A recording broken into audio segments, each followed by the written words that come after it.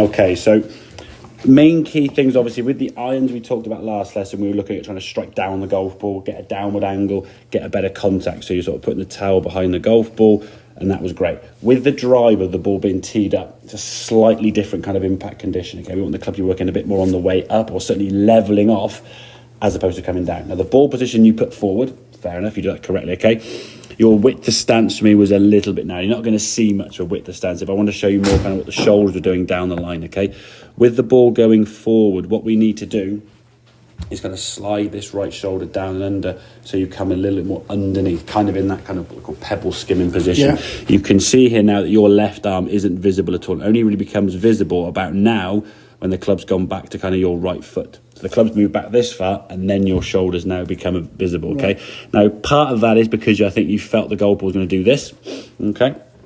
By moving the shoulder down and under, it's moved your hands a bit more to the right of the club. It's actually changed how that club face comes back to the golf ball.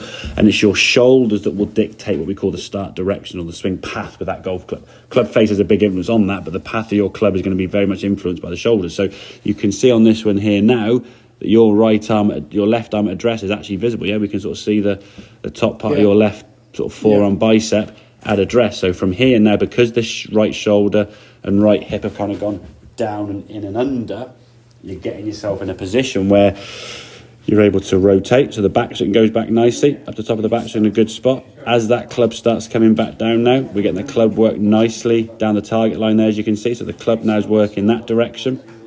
The right arm we can see is underneath, kind of in this position. So that's showing a good path and a good impact. And then from there, we can just release everything through the target up onto that right foot now, which you're doing very, very well. As we can see, that ball actually hits the screen dead centre, yeah? I mean, the golf ball would have been probably a bit too far over on the mat, which means when you hit dead centre, the line will come on the screen a little bit left, as it shows there, okay? But you've hit that basically spot on in the middle, haven't you? So your path on that was good. Club work in the golf ball. Because of the way your shoulders are set up at address, that has created a path more so we're going to look for. What we don't want to be doing is swinging the golf club obviously this way. So when you're playing holes like the fifth and you've got the all the trees down here somewhere on the road, and people then just think, oh God, I don't want to go in the tree. They just swipe it as far left as they can, or they'll aim left. And again, when the ball gets forward, it's easier for your shoulders and chest to kind of get in this position. And what that does is it aims the shoulders left, which means your club swinging left, and it gets your club swinging steeper.